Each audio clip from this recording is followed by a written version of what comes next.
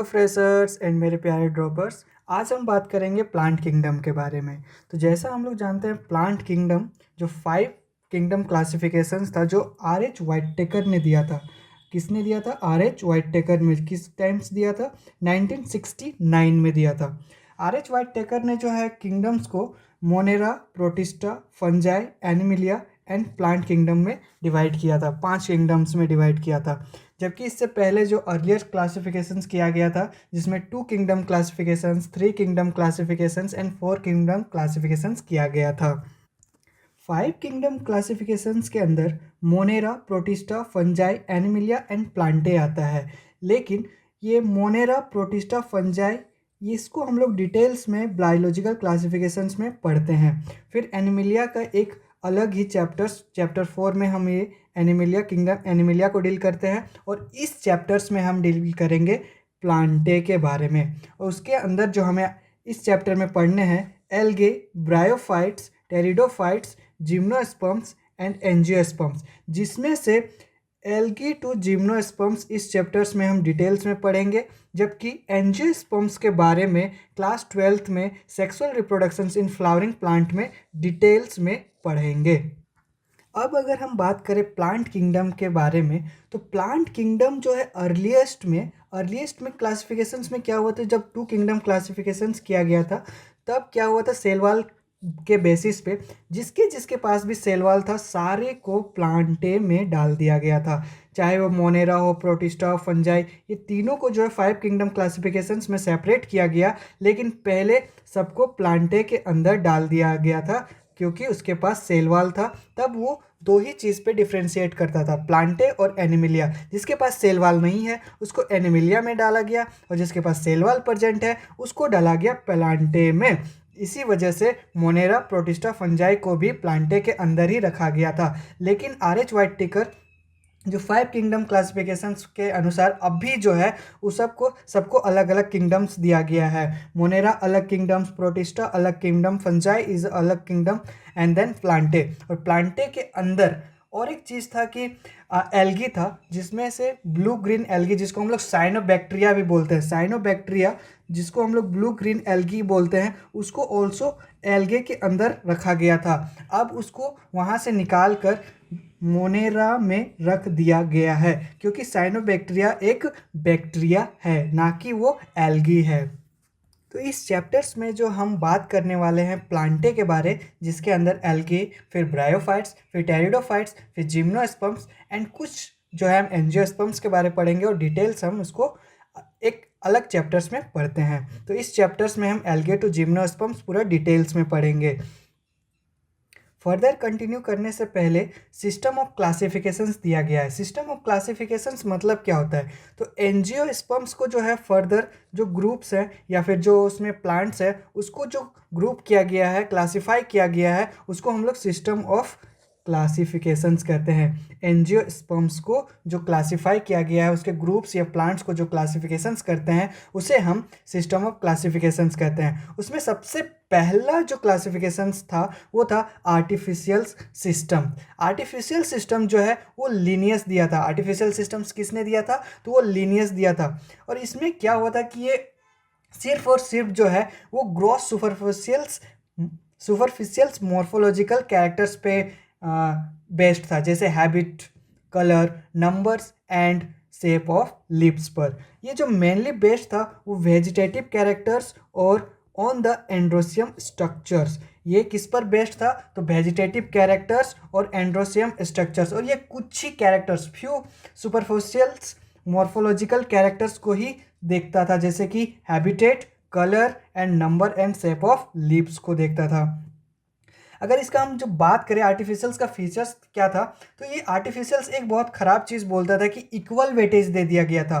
Vegetative और sexual characteristics को जो है ये आर्टिफिशियल्स इक्वल वेटेज देता है, equal weightage to vegetative and sexual characteristics, जो कि एक्सेप्टेबल्स नहीं हुआ क्योंकि वेजिटेटिव कैरेक्टर्स जो होता है वो इजली अफेक्ट कर जाता है इन्वायरमेंट से। इसके वजह से जो है इक्वल वेटेज हम नहीं दे सकते। सेक्सुअल कैरेक्टरिस्टिक्स जो है वो इन्वायरमेंट से जल्दी इफेक्ट नहीं होता है, जबकि वेजिटेटिव कैरेक्टरिस्टिक्स जो है वो मोर इजली अफेक्ट हो जाता है इन्वायरमेंट से। इसके वजह से ये एक्सेप्टेबल नहीं था आर्टिफिशियल सिस्टम्स। आर्टिफिशियल सिस्टम किसने दिया था? तो लिनियस ने दिया था।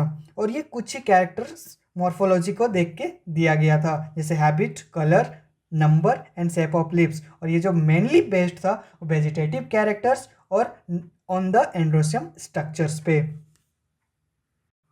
तो आर्टिफिशियल क्लासिफिकेशन सिस्टम्स के बाद हम बात करते हैं नेचुरल क्लासिफिकेशन सिस्टम के बारे में। तो नेचुरल क्लासिफिकेशन जो है वो दिया था George Bentham and Joseph Dalton Hooker ने।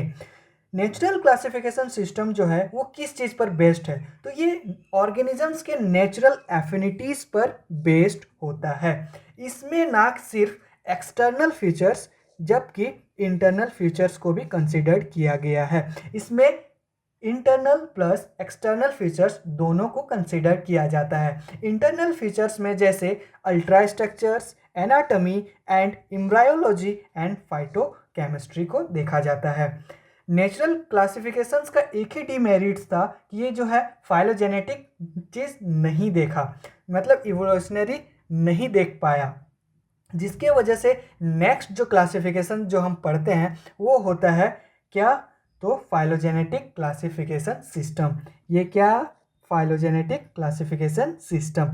ये जो बेस्ड होता है वो इवोल्यूशनरी रिलेशनशिप पे बेस्ड होता है बिटवीन टू ऑर्गेनिजम्स।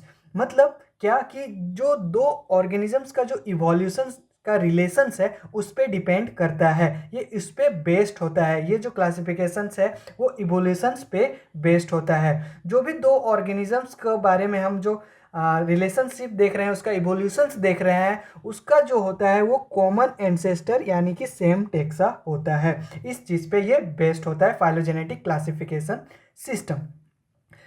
और इसके लिए हमें क्या चाहिए? तो उसके लिए हमें फॉसिल्स की रिक्वायरमेंट्स होती है, लेकिन फॉसिल्स जो है ऑलवेज तो अवेलेबल होता नहीं है। अब जब फॉसिल्स अवेलेबल ना हो तो फिर क्या क्या हम कर सकते हैं? तो उसके लिए आता है numerical taxonomy and cytotaxonomy and क्या पढ़ते हैं हम? कीमो टैक्सोनॉमी के बारे में पढ़ते हैं। तो सबसे पहले हम बात करें न्यूमेरिकल टैक्सोनॉमी। तो ये न्यूमेरिकल टैक्सोनॉमी जो होता है वो कंप्यूटर बेस्ड प्रोग्राम होता है। इसमें हर एक कैरेक्टर्स को या तो कोड्स या नंबर से हम डिनोट करते हैं। इसको हम लोग क्या करते हैं? हर कैरेक्टर्स को कोड्स या नंबर से रखते हैं और हर कैरेक्टर्स को, ईच कैरेक्टर्स को हम लोग इक्वल इम्पोर्टेंस देते हैं। इसमें जितने भी कैरेक्टर्स हैं सबको हम इक्वल इम्पोर्टेंस देते हैं, वेरी वेरी इम्पोर्टेंस।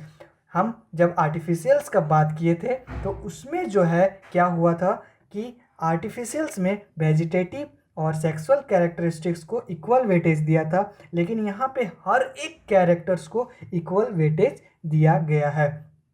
और वहीं अगर हम एक टाइम पे बात करें, at a same time 100 of characters को कंसिडर कर सकते हैं। इसीलिए ये न्यूमेरिकल टैक्सोनॉमी बहुत इंपॉर्टेंट हो जाता है। फिर बात करें कैरियो टैक्सोनॉमी या फिर साइटोटैक्सोनॉमी। कैरियो मतलब हम जानते हैं न्यूक्लियस, है ना? तो वही फिर हम साइटोटैक्सोनॉमी के बारे में बात करें तो ये जो बेस्ड होता है वो साइटोलॉजिकल इंफॉर्मेशंस पे बेस्ड होता है, लाइक क्रोमोजोम नंबर क्या है, स्ट्रक्चर्स कैसे हैं क्रोमोजोम्स के, उसके बिहेवियर्स कैसा है। तो ये क्या आता है? साइटोटैक्सोनॉमी के अंदर आता है। फिर हम बात करते हैं कीमोटैक्सोनॉमी। कीमोटैक्सोनॉमी नथिंग, ये जो है बेस्ड होता है केमिकल्स जो प्लांट्स में प्रेजेंट्स होते हैं उस पर बेस्ड होता है कीमोटैक्सोनॉमी। तो हमने क्या बात किया? एंजियोस्पर्म्स को जो सिस्टम ऑफ क्लासिफिकेशंस, उसके जितने भी, उसके अंदर जितने भी प्लांट्स ग्रुप्स जितने भी आते हैं उसको जो क्लासिफाई करने के जो सिस्टम्स होते हैं उसके बारे में हम लोग बात किए। Artificials, naturals, phylogenetic, numerical taxonomy, karyo taxonomy and chemo taxonomy के बारे में बात की है। तो हमने इस चैप्टर्स में क्या क्या पढ़ने हैं आगे चल के?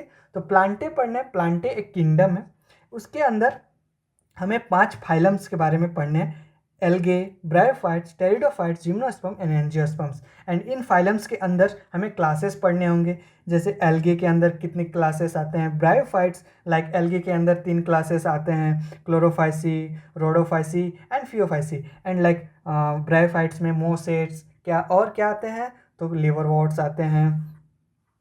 और वहीं टेरिडोफाइट्स के क्लासेस के बारे बात करें तो सिलोप्सिडा, लाइकोप्सिडा, स्फेनोप्सिडा एंड टेरोप्सिडा इसके अंदर आते हैं। ठीक है, तो हम आगे चल के डिटेल्स में पढ़ेंगे एल्गी के बारे में।